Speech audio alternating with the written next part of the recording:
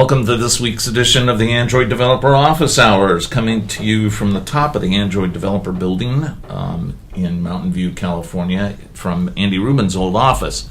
I have with me today in the studio Alex Lucas and Dan Galpin. And coming to you live from New York, it is, where is he? Roman Nurek. That's right. There he is. I feel it really should be live from New York. It's Roman Nurek! Yes, okay. Which we're really glad, because we have a representative of our group who understands user interface. Yes, exactly. He's our expert. So, a reminder that if you have any questions, you're in the Hangout and you've got questions, just write them in or get online and say that you've got a question and we'll switch over to you. We mostly take questions from our moderator instance, but we'll always listen to yours as well. Also, if you've got an answer, please pipe up. First question comes to us from moderator. What happens if I tell my credit card company to cancel a payment I made via the Play Store? Does Google only get the money back from the merchant, or will my account be canceled? If you're the wrong people to ask, who should I ask? What was the question again? Okay, so if you ask your credit card company to cancel a payment that you made via the Play Store, to the Play Store, I'm assuming. Right. So you're actually talking not about canceling a payment, because what you're really talking about in this case is you're claiming to your credit card company that somehow you were defrauded, because that's the only way you cancel a payment. And that creates something called a chargeback, and that's a pretty serious thing to do. If you're talking about actually canceling a payment, you're saying that you weren't delivered the service or good that you said was going to get delivered. That being said, Google Play has multiple ways for you to work with developers as well as with the Google Play store itself to resolve situations where you feel like you didn't get what you expected. So really, the credit, and yes, if you do go through that route, it is a pretty serious thing to do. It's basically putting the question of both the developer and the store in jeopardy. So if I understand the question, that would be my answer. Is don't do that. It's much better to try to resolve your disputes any other way, other than that. Does that make sense? Team? Yes. Mm-hmm. Okay. I didn't see that earlier on the moderator page, so it was sort of a surprise. Oh, okay. So that's fine. That would be my feeling. Okay. I'm gonna unless we've got any other comments, I'm gonna go back to moderator and next question is, for security reasons, I need to ask a user to enter his username and password each time he launches the app. I'm planning to store it in app contacts so that it's accessible to all activities. Is there a better way to do this? Persistent storage is not an option. So we actually talked about this. The app context is definitely a useful place to store things where you might otherwise store them in a singleton. If you don't want to create an application context just for that purpose, or create one or override an application context for that purpose, you certainly are welcome to use a singleton inside of one of your classes. That will certainly work as well. But I think the application context is a reasonable way of doing it. And again, it's not any more secure than anything else, but I think it's certainly a reasonable place to store that kind of data if it's going to be used within the session. So that jive with you guys? Any other comments on that? I personally lean toward using a singleton just because I feel like overriding the application, creating your own application class is something that tends to get done incorrectly often and lead to all sorts of difficult to track down bugs. So I personally lean toward singleton. If you're comfortable actually overriding the application context and doing it that way, then go ahead. Yeah, that's kind of what the application context is for, So it's kind of up to you, but you have multiple ways of attacking this problem, and I think they all have valid good reasons for doing them that way. Okay, thank you. Do we have a question from someone in the Hangout? No? Okay. During the 2011 Google I/O, we were told that we'd hear more about Android at Home in the coming months, and that the first light bulbs would be sold by the end of 2011. The Android developer website still has no reference to it. What happened? Well, there are a lot of light bulbs on sale right now. So I think that, in general, I mean, I went to the store and bought some just the other day. So I think the comment that the first light bulbs would be on sale before the end of 2000 certainly has happened, because I've managed to do that multiple times. The truth is that the coming months there's still plenty more months, and we can't comment about things that have not been released. It's a good point. It is a variation on the time machine question. It is. That's true. Actually, we do have the time machine with us. We do have the time machine it's back behind I think it was phrased so as not to sound quite like a time machine question, but it's still what's going on with this thing that hasn't been released and we can't talk about. Right, exactly. Released, so. I think we were being baited. I think they wanted to see what kind of creative answers we could come up with. We can't talk about that answer. Right. And So I wish we had something better to say. Okay, let's move on. What is the best way to implement a quick action like widget in an ICS context? I mean, this is not an official way to do it in Android. What could replace it? So I think I'd love to eventually defer to Roman on this one, but the answer is, in terms of Android, we've moved away from that quick actions metaphor. As a general rule, if you look at what we've done in ICS in terms of contacts, we now actually display something that's more akin to a dialogue. It's actually a view that pops up on top of the existing view for contacts and gives you a whole bunch of different options. That being said, if you really do like that paradigm, GreenDroid has a pretty good implementation of it, and that's certainly one place to look. But there really isn't some place in the framework I would look in terms of ICS, because that's something that we've pretty much deprecated as a UI concept, and with the idea that having a little bit more space, I think, and giving the user a little bit more detail in those actions simplifies the experience. And so I think I really like the change we made to contacts in that. But certainly, if you're enamored with that, I would definitely look at GreenDroid. Do you have any comments on that, Roman? Yeah, I just want to make sure, first of all, you guys can hear and see me. Yep. Yeah. Okay. So, so for quick contacts, that's definitely something that we've moved away from. That kind of that little that little pop up with a little triangular call out to the anchor view. We've kind of moved away from that, and for quick contacts, like Dan said, we moved more towards this kind of this transient pop up that you can interact with. But for quick actions, which basically let you just for those who aren't aware of the pattern, it basically let you take contextual actions like, for example, reply or star or delete or edit. Oh, yeah, very good point. Those go in the action bar. Right. So basically, for contextual actions on items, we've moved more towards something called a contextual action bar. And so what happens is, if you're in a list of items and you want to allow the user to edit or delete one of those items, you basically trigger the contextual action bar by long pressing on one of the items. And the nice thing about the contextual action bar is that it can be used for both single and multiple selection. Now, on a mobile device, I mean, oftentimes you're doing stuff on single items, but I mean, there are definitely cases where you want to just batch process 3 things, 4 things, like batch archive emails, for example. And so to do that, the contextual action bar allows you to basically long press on the first and then single press on the other items you want to operate on, and then trigger an action.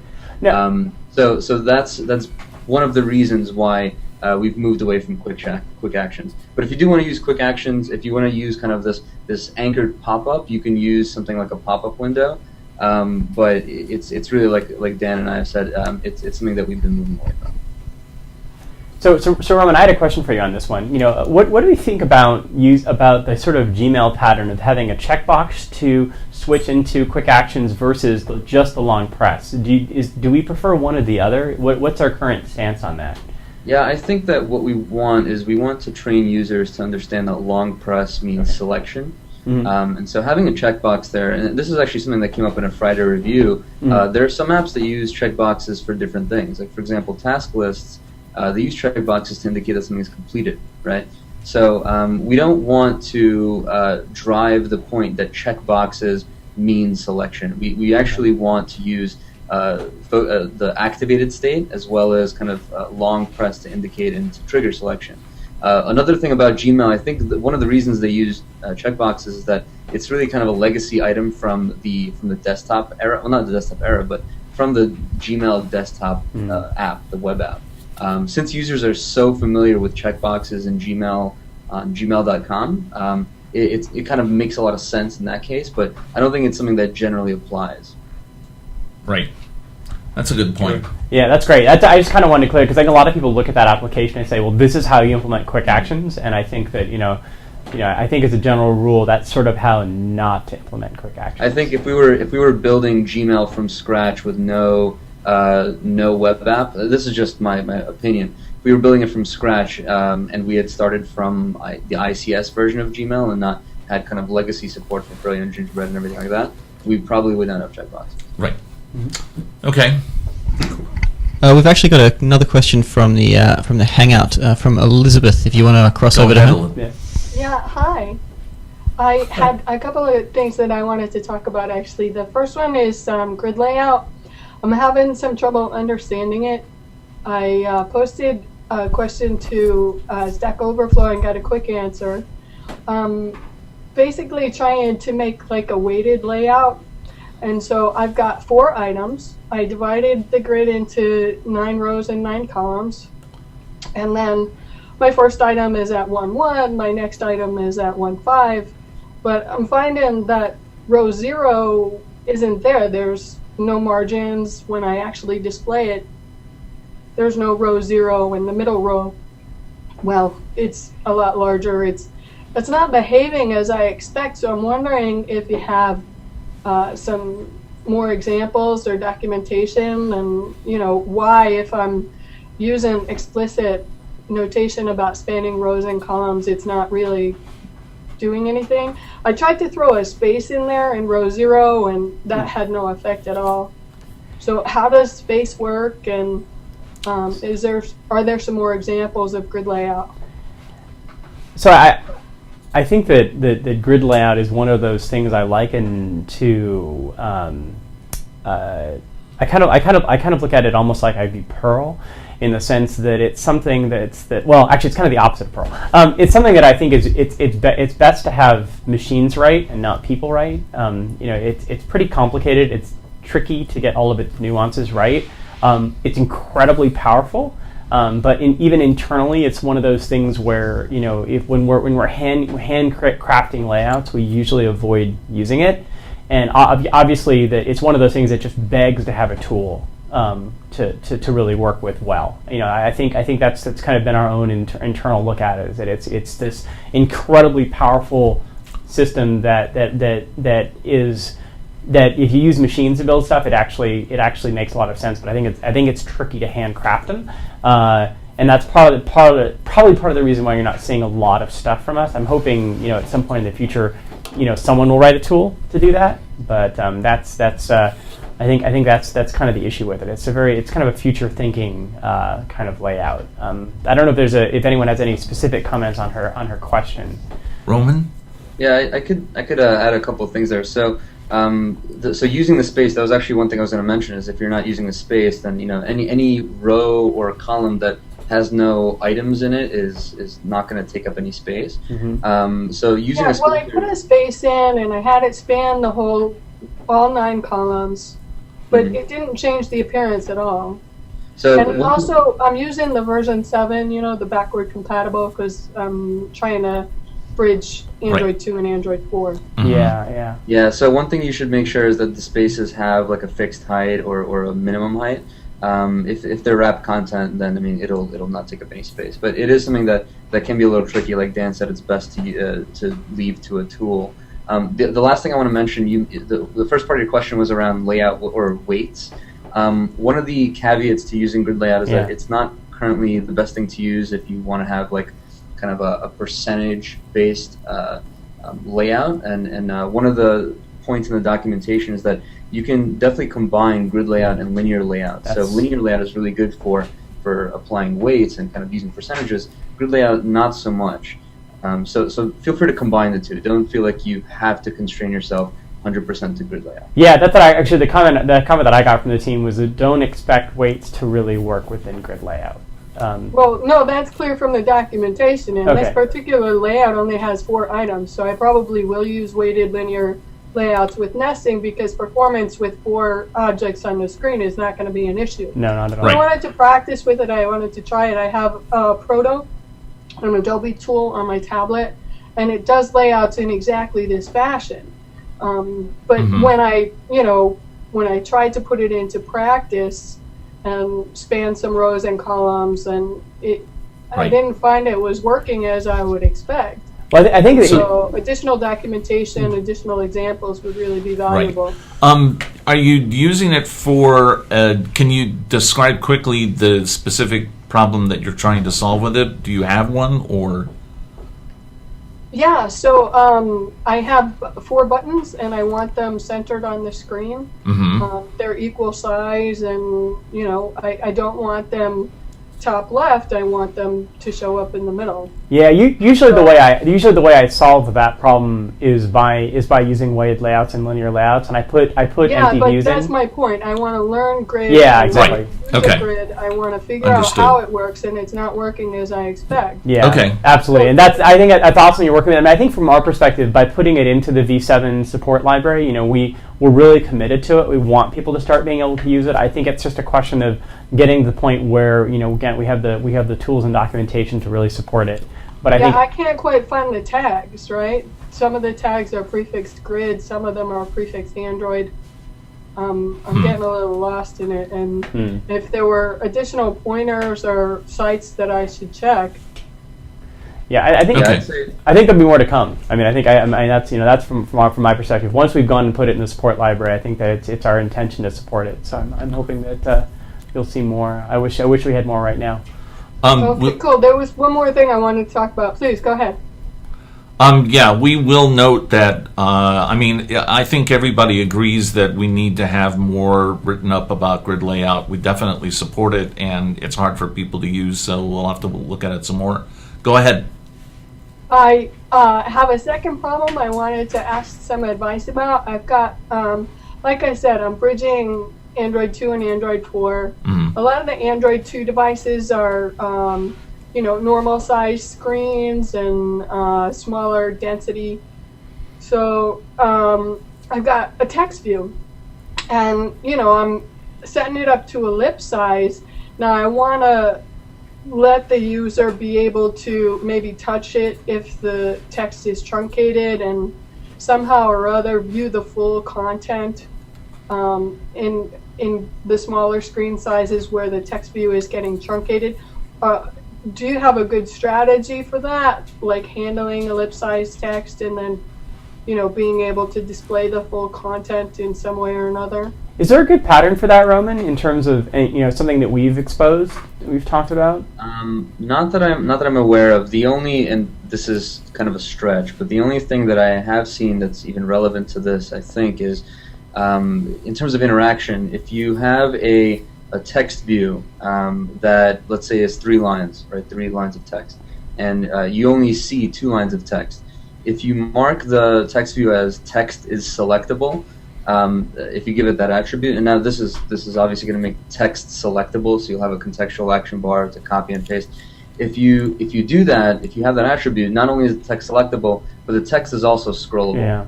Right. So you can actually just scroll it up and down. Now that may be you may be able to get this behavior through another attribute. I'm not sure if that exists.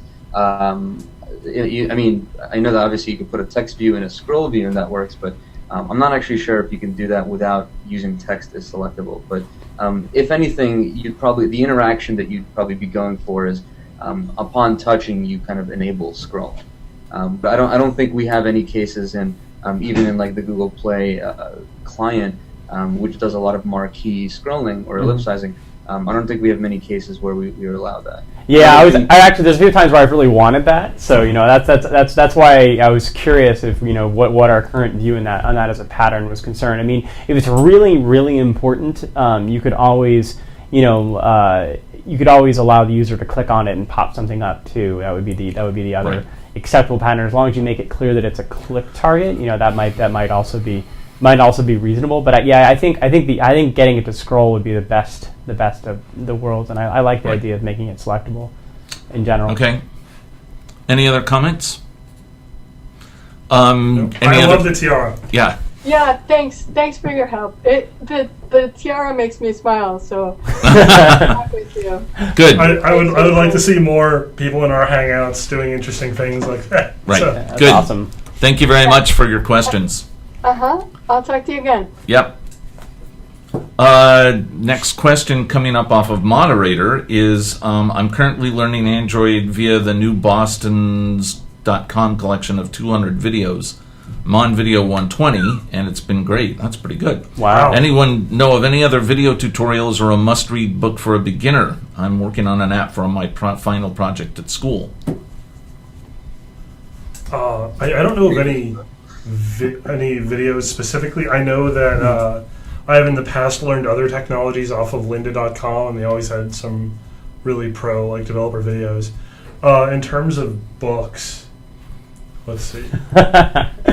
We have a published author in the room here. Right. Our producer, Ray O'Meyer, has a book out on Android 4 development that you can find on Amazon. Yeah. It's really nice too in the sense that it's been really thoroughly updated for Android 4. Right. He's not allowed to promote it, I think, or he chooses not to because of conflict of interest. But I think it's a really good read. So yeah, I've got no problem saying it's definitely worth looking at. Yeah, it's a really good text, and I think it's one of the very few that you can really get the latest stuff on Android from that's been updated to that level. So it's as far as video tutorials are concerned, I think that. I haven't looked at the 200 that are on that site, but that sounds pretty awesome. And from our perspective, keep watching, and hopefully you'll learn something from these as well. Yeah, I did want to point out also that we have Android University classes up on developer.android.com, which go through very specific tasks in doing Android development. Those might be worth looking into as well. Yeah, we should make videos out of all of those because I think some people like ingesting content as videos. So that would be cool. It's a good idea. Okay, moving forward, our next question is there a way in... let me double check this. Looks like that's it. Is there a way in Google Play to provide a paid version of an app or in-app purchase to certain users for free via coupon code or something? If not, is there a recommended way to do this? Okay. So there isn't a way that's built directly into Google Play. One of the team members that we were talking about this before the Hangout was suggesting one option that you have is to set up a billing server as your own independent server, and then set it up so that when you do in-app billing, what that essentially does is contact your billing server and say, this user paid for this item. And then what you can do is set up a coupon system within your app so that the user enters a coupon, and that would also go to your billing server and also say that this user has this item. So you would need basically you'd be setting up an external authority on which users have access to which in-app purchases instead of just going through Google Play. But it would be really easy to build the coupon mechanism into that. Yeah, as a general rule, if you're using unmanaged transactions on Google Play, you're going to want to set up an external authority in order to manage them, and that allows you to do a lot of things. One is that you can make sure that those purchases go from device to device, because with an unmanaged transaction, ultimately you're responsible for doing all of that. But the answer is there's no way currently to do it within Google Play where it'll do the work for you with managed transactions. One caveat is if you are going to put together your own coupon system, you do want to make sure you don't go afoul of policies on Google Play in terms of monetization. So I think if you're giving away coupon codes, that's one thing. But do be cautious of and make sure that you're reading the terms of service for Google Play as a developer and the content policies. Good. To follow up on that, the actual next question is, what's the recommended way to manage different incarnations of an app like ad-free, and beta limited users on Play? If multiple APKs, what's the best way to build different configurations of the same app? To head that one off at the pass, multiple APKs are not the solution for this one. Right. Definitely multiple not. APKs, for those who aren't familiar, multiple APKs let you create different APKs that fall under the same Google Play listing. So there's only one listing, one URL for people to go to.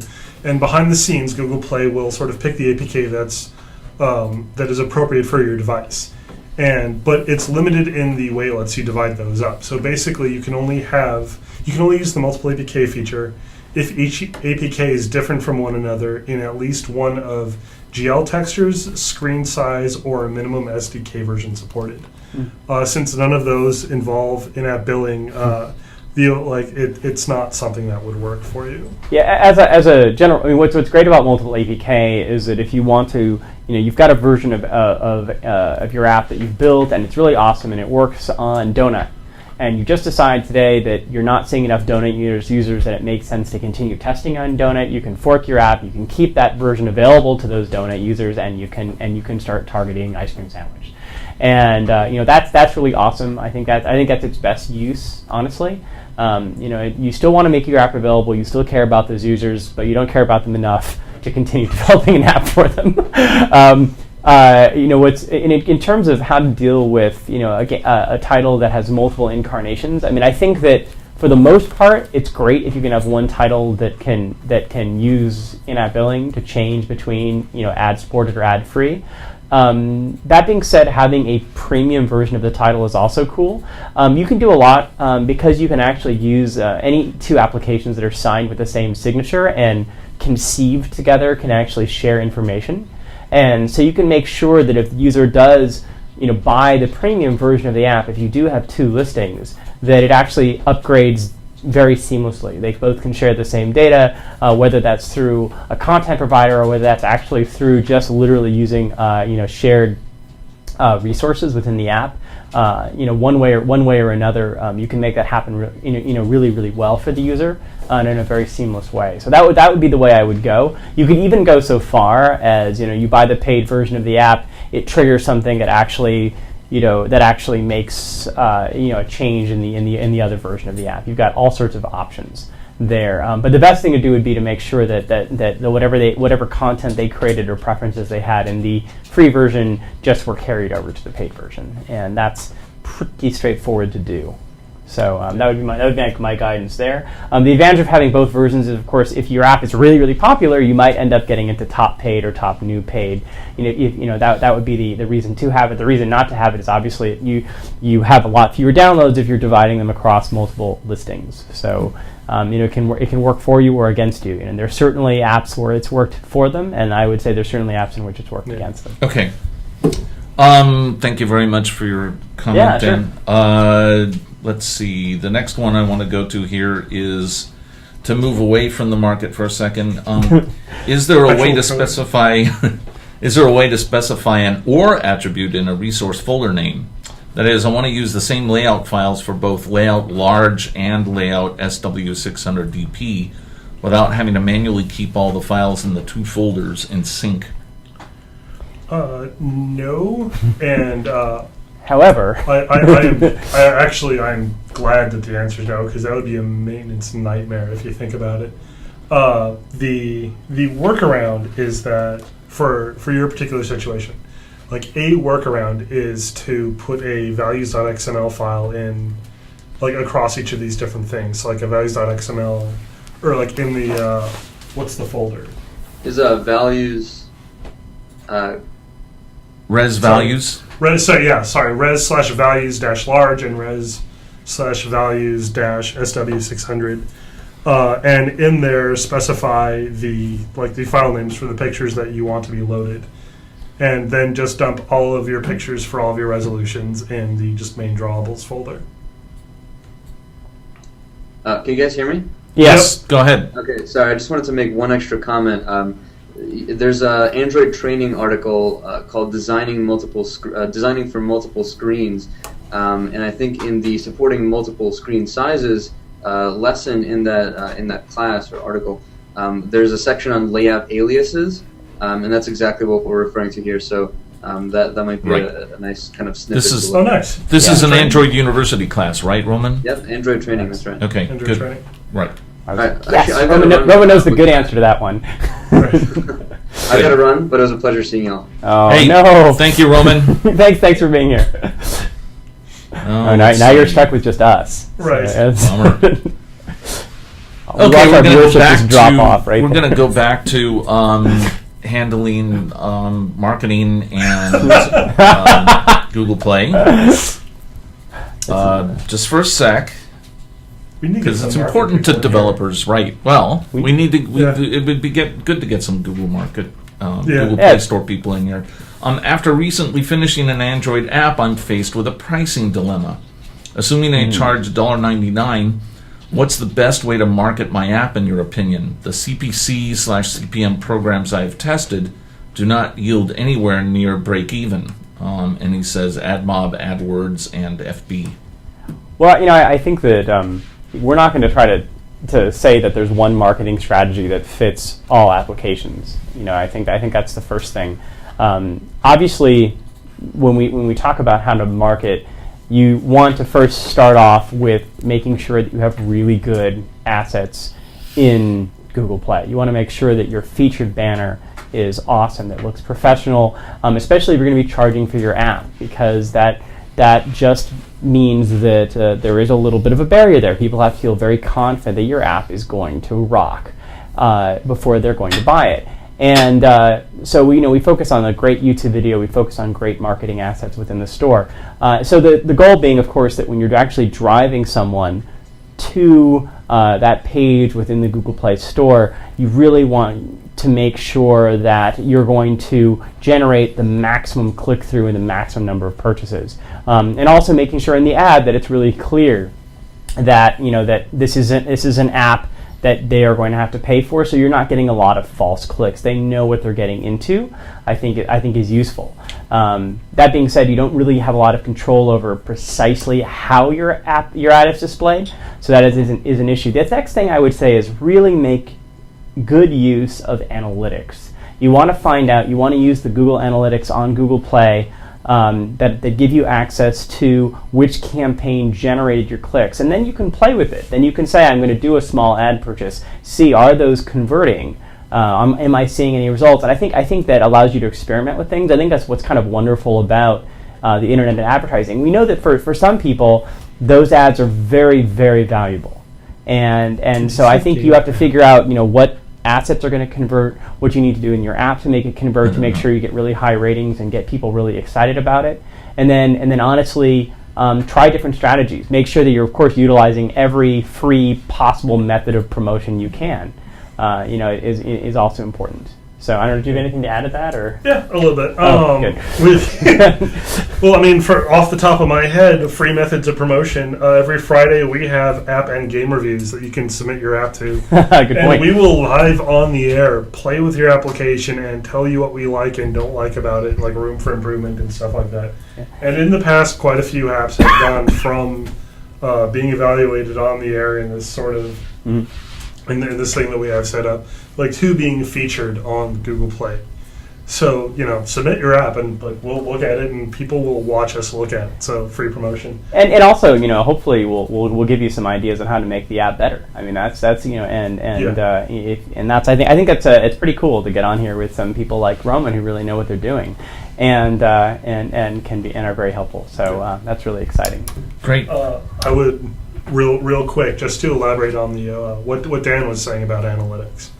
I can't emphasize this enough. There's a big difference between looking at how much money you paid for advertising and how many dollars you got in revenue, to looking at which locales were people clicking on links versus which locales your app is available in, how many people on different websites, how much you paid, what keywords you're using, and if they map which keywords that you use map to people actually clicking and purchasing your app, and not spending money on all the keywords that don't convert at all. Look at some data. If you drop $100 on advertising and pay 10 cents a click, that is 1,000 click-throughs that you can break apart and look at and get a good idea of what works and what doesn't. Okay.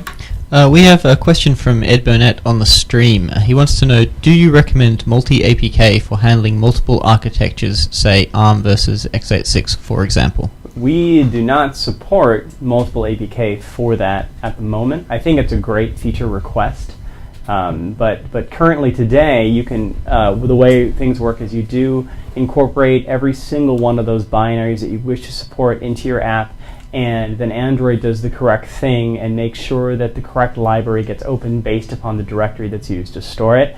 I think in the future, obviously, we're constant. We now have 2 ABIs that are that have a lot of use. We know that x86 is coming along. We know they're MIPS devices. I think as we see more of these, it makes more sense to include that into multiple APK. But currently, that is not a vector. You cannot use it. In fact, if you try to use it, you will find that the system will actually restrict you to the application to like the minimum ABI set. Basically, it does exactly the opposite of what you want it to do. So basically, don't use it for that yet. Okay, good to know.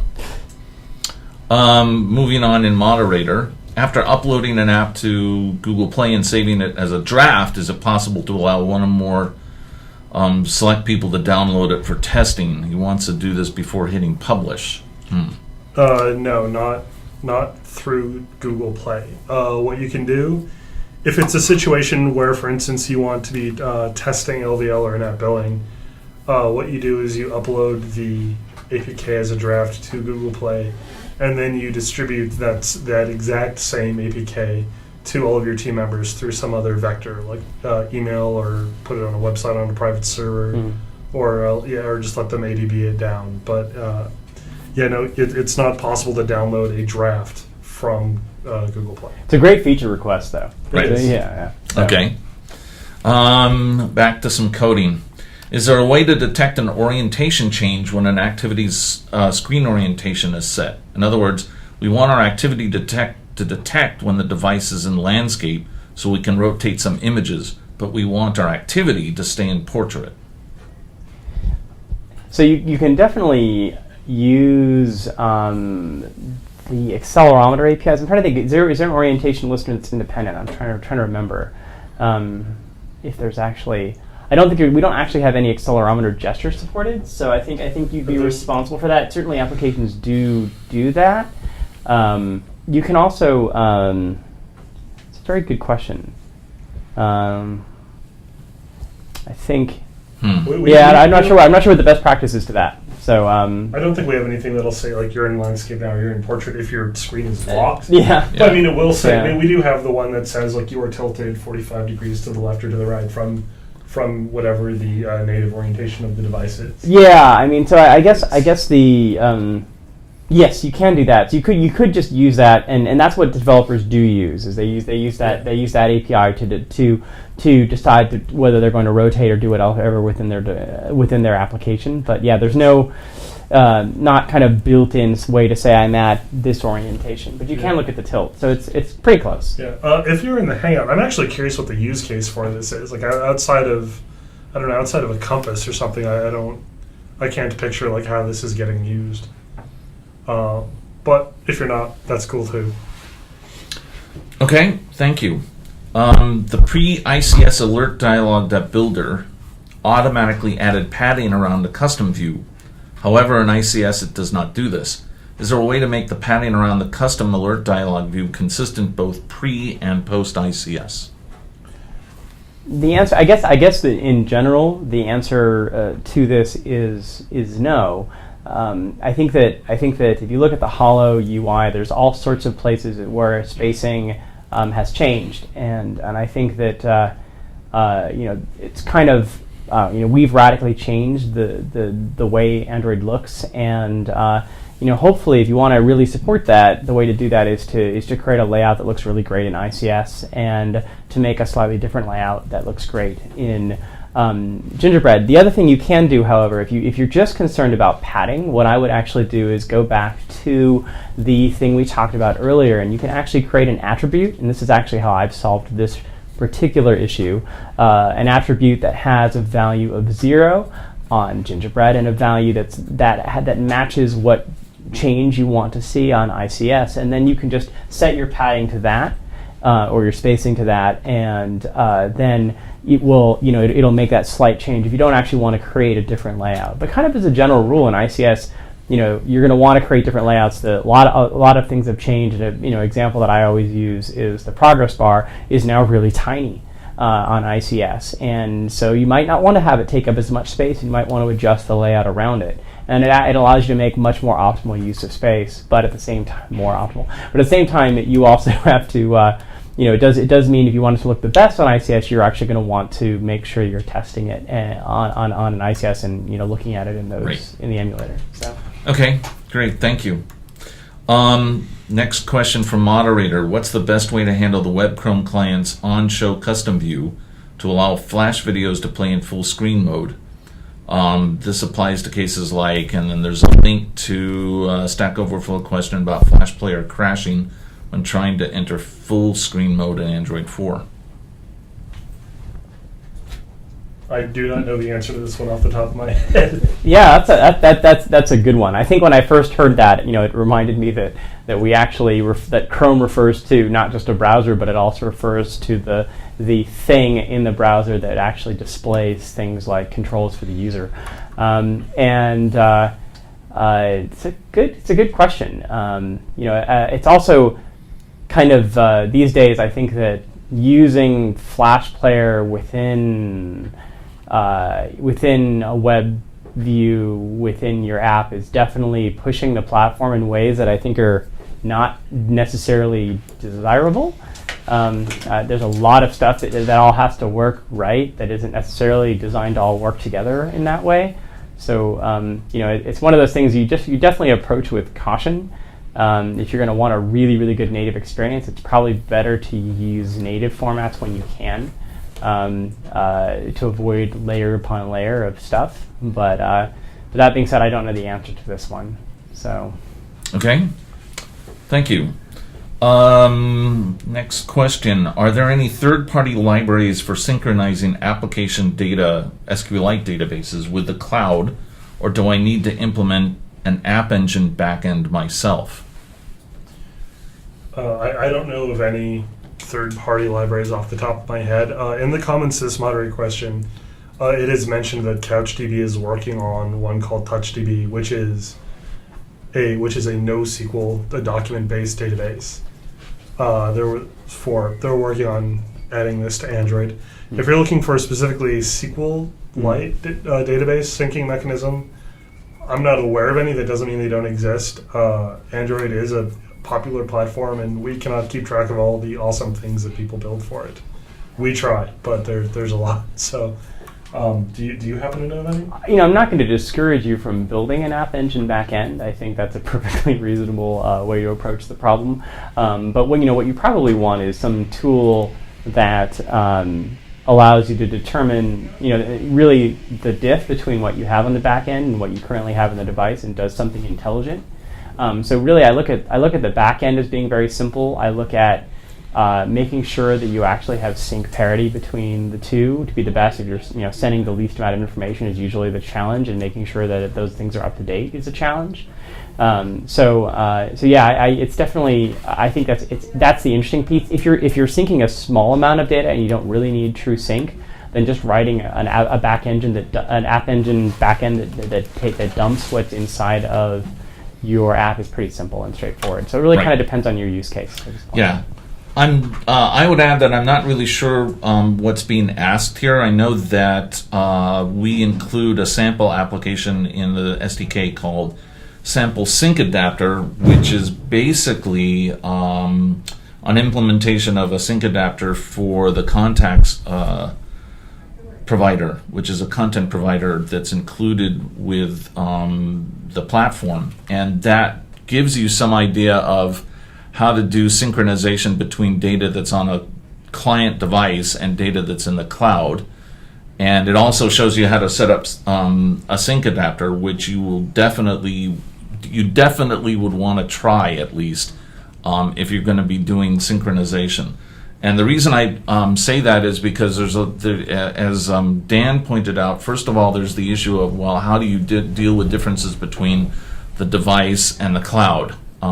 Secondly is, how do you make sure that when you want to do a synchronization that you're doing it at an appropriate time on the device, that you've got a network connection and all sorts of other things that you have to worry about when you're doing this. And Sample Sync Adapter will point all of those out to you. So there were some other comments that I'd like to add. Cool. We have another question from the Hangout. Go for it. Awesome. Yes, sir. Hello? We still waiting. cannot hear you. We're still waiting for audio. Hold on. It seems like we can't hear him, so I think we'll move on. Okay. Okay. He can type his question in, right? He could type his question in, or otherwise we can't hear what he's saying. So Right now. we'll move on for the moment. We haven't forgotten you. Sorry. Next question from moderator is, I was wondering how to do a progress view over the bottom of the action bar like Google Chrome for Android does when it's loading a page. So the answer is that Google Chrome is not using an action bar, and they're using a custom view. I wish there was a way to do that in an action bar, but unfortunately, if you look at what Chrome is actually doing, what you're thinking of as an action bar is really actually the Chrome within Google Chrome, and that's just a custom view. It's a really nice pattern. I think it looks really good on ICS, especially with the new thin progress bar that we have in ICS, but it is not part of the standard action bar control pattern that we have. So you can do it by implementing a custom view. You could even do it right at the top of your view that would look similar to what Chrome has done, but Chrome actually does overlap the bottom of that top view, and the only real way to do that easily is to do it inside of your code. You could, in theory, actually do a pop-up window and have it pop up on top of that space, I believe, and that would actually work. So there are ways you might be able to overlay that on top of the action bar, but there's certainly no built-in pattern to do that. Right. Thank you. Then, moving on, curious what the status is of reducing audio latency in the Android media libraries. This has been talked about at a number of I/O conferences and is listed as the number 2 bug under defects. It's number 3434. That's pretty. It's good to know that people are enthusiastic about audio. I work with a lot of game developers, and we're always trying to make Android feel as interactive as possible. I think a lot of that has to do with things like audio latency. We have nothing new to report on that, but we do see those bugs, and so I know that there are people here who are really passionate about audio who would like to see that addressed. Okay. Okay, let's give another try for the Hangout. Go ahead. All right. I need to do a two-way slider that you move it you can move one from left to right and one from right to left, that it will be on the same place on the screen. So they're split in half so that you can move the top one to the right and the bottom one to the left, something like that? No, it would be on the same line, not one below and one above. Like you've got one, you can move it so you can choose two options, to give it a set of limits. If you want to set, like, let's say some kind of amount of something, and you set the top one and the lowest one, and it should be on the same line. Right. So you'd have basically two pucks that are sitting on the same line. Yes. Okay.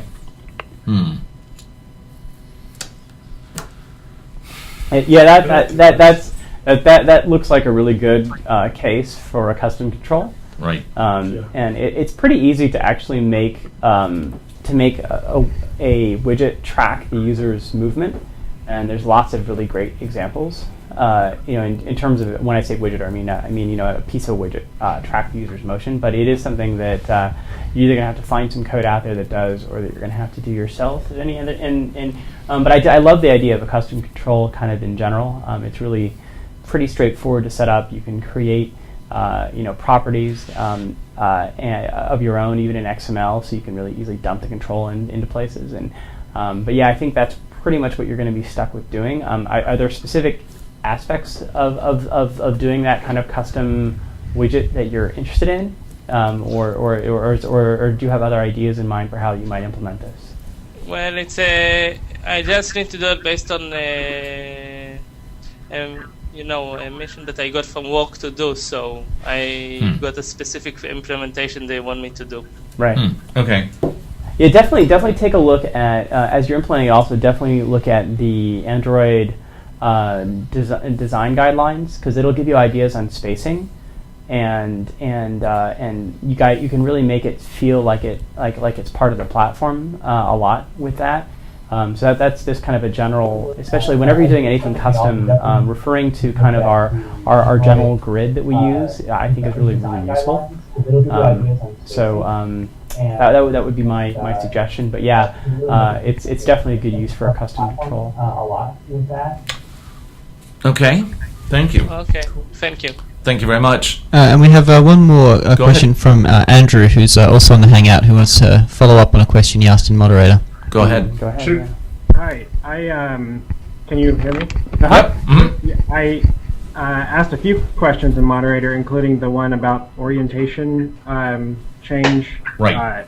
I just wanted to follow up on that because you asked what the purpose was, and Right. we have a lock screen replacement application, and so when you turn the phone sideways, we want the icons on the sliders to rotate, but we want to keep the application in portrait and not change the layout, if that makes sense. Gotcha. Mm-hmm. So we want to be able to detect that orientation change without having, I figured we could probably do something with the accelerometer, but I don't want to have to be polling, especially if it's a lock screen application. I want to be notified in some way that the orientation has changed. Well, if the lock screen is actually active, you can definitely turn on the sensor, and it'll give you the data. It's not really a question of polling at that point. You're not concerned usually about battery while the lock screen is active and the device and the screen is powered on. And obviously a lock screen replacement is not something that's really supported by the framework at all. So you're kind of in just kind of crazy territory there anyways, so you've got to be really, really careful. But yeah, that I don't think there's any particular reason not to turn the accelerometer on if your window is currently active and the device is powered on. So I wouldn't worry too much about that. You just have to make sure that when it's not powered on, when your screen is no longer active, that you turn it off. Right. So, Okay. Yeah. Thanks. Thank you. Moving back to the Moderator. How can Action Bar Compat be extended to allow changing the visibility of menu items at runtime on pre-ICS devices? It says there's Stack Overflow, Action, and Action Bar Compat, how to change visibility of actions at runtime on P. It should be pretty straightforward. I mean, I think that so you're talking about the actions that are actually part of the bar, because everything in the Action Bar Compat overflow gets shoved into the standard menu, and that's really that just gets updated. Basically, so if it's not getting updated already, basically the way it should work is that your application gets asked for which menu items are currently present. And you give that list back, and the ones that are flagged as being in the action bar actually show up there, and the ones that are not show up in the overflow menu, which is just the standard menu in Action Bar Compat. So that should actually work. Is there actually a bug where is he referring to a bug where this is actually not working with when the menu options change, that it's no longer, that it's still showing up in the action bar? I'm not really sure. I'd have to go take a look at that. Yeah, so I think the way Action Bar Compat works is it's actually just a big layout, and what we do is as menu items are added, it actually goes and adds them to that layout. So my theory is if you made a change to which menu items were visible, that you just have to remove all the children from that and clear that out, and then recreate it. I don't think there's anything that prevents you from doing that, but I have to go look at the source code for Action Bar Compat. That's what I vaguely remember it doing. So Roman would know exactly what it does, but that's what. So I think that's what you'd have to do, is just clear out those children and have it recreate itself when those menu items change. And what I would probably do is just have something in the code that detects that those menu items change, so it knows when it has to rebuild, just to prevent you from doing that all the time. We could probably make that a pretty easy change. That's pretty efficient. Okay. Does that seem reasonable to you guys? Yeah. So I think that's what's going on, but I'm not sure. Okay, next question. Is there a proper way to use Search Recent Suggestions Provider with an autocomplete text view? I'm using Search View with a custom interface similar to Google Plus Search Activity on SDK above 3.x and autocomplete text view for 2.x. So this is a question I didn't completely understand, because it sounds to me like you've solved the problem, but in the sense that you have a 2.x solution and a 3.x solution. Is the issue that you want to have the same view, or is there some properties that you're getting from the 3.x version from the 2.x version that you want the 3.x version to have? So I guess so that I'd love to get more information on precisely what you want here, but because it's definitely interesting. I'm not particularly familiar with the new 3.x stuff, so we'll definitely have to get back to you on that and get some more information, I think, to figure out what exactly you want to do in this question. I don't know, that was kind of, we got a little stumped. Right. Yeah. So. Let's see. I think this is probably going to be about the last question we can take. It'll come from moderator. The question is, can you discuss what the specific advantages are of using ICS as a target SDK on a Honeycomb Min SDK app? So probably the biggest on a Honeycomb Min SDK using ICS as the target. Well, as a general rule, it's best to always use the most recent version that you've tested on as the target. And there's a lot of things that happen in terms of specific between Honeycomb and ICS. It gets rid of the legacy button. Yeah, it gets rid of the legacy menu on ICS phone devices, because the assumption is that on tablet devices it will for Honeycomb, but I think for phone devices you actually need to target ICS. Most of the time, I'll give you some examples. There are specific compatibility tweaks that are made, for example, in JNI code that are done for different versions of Android. So and those are typically performance related. Occasionally there's emulation and backwards compatibility stuff that's thrown in that will not give you slightly lower performance if you're not targeting the latest SDK. So there is stuff that the system does to try to maintain a wider range of compatibility. So it's always best if you can target the latest. I think that there may be certain aspects of Holo that you can take advantage of only with Target SDK 14 as well, or higher, but I'm not completely sure. But as a general rule, if you're going to target ICS, you're going to end up with the best running application on ICS, and there's really, if you're testing already on ICS, there's really fairly limited reason to not target it. So I think that's probably the best answer. But I'd love to get more specifics. Mm-hmm. Yeah. Okay. Mr. Producer, do we have time for one more? We do have Andrew on the Hangout who wants to follow up on a question he had last week. So if we've got a moment, let's see if he can. Okay, sure. Go ahead. Sure, and do that yeah, one. that's right. You had multiple questions. Hello Sorry. again, Hi, Andrew. You're muted. So is that us or is that? Wait. Ask him again. Try again. Go ahead. Hello? Oh. Still muted.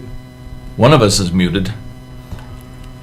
There. How about now? Okay, Oh, yes. that's better. All right. So I had a question a few weeks ago about the status bar at the bottom on tablet devices and how the back button and the home button and on the left side and the time on the right side is interfering. So in this particular app situation I'm talking about, it's a handwriting note-taking app. So you're actually writing on the screen. So your arm, if you're right-handed, rests on the bottom right part of the screen and then causes the users to open up the status or the notification part, and left-handed users often hit the back button. So I'm wondering if there's a way, I asked a few weeks ago if there's a way to make that go away, make the status bar hidden, and bring it back some other way. And the response was, in Ice Cream Sandwich, there is that capability, but as soon as you interact with the screen, it comes back. Yeah, and actually, in Ice Cream Sandwich on tablets, it won't actually make it go away, but it will very nicely make it stop interacting for one click. You know, honestly, if this is a really important feature to your app, I would do something a little crazy, and I would actually, well, okay, it all depends. If you're using the framework, this is tricky.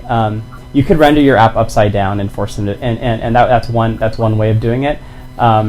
And you know, fix the orientation, but actually render the app upside down, which will put the action bar on the top. If handwriting is really, really important, that's one way of doing it. Obviously, there's not a lot of support for that. You can definitely use since if you're targeting, you know, ICS and Honeycomb, you can actually use some of the properties to rotate everything to make sure, you know, everything's actually turned upside down when it's being laid out. So that's one way of doing it. You know, honestly, that's a lot of work. I don't think there's a good way to just rotate the display. You know, for a game, if you were as a game developer and you were actually just using OpenGL, it's really trivial.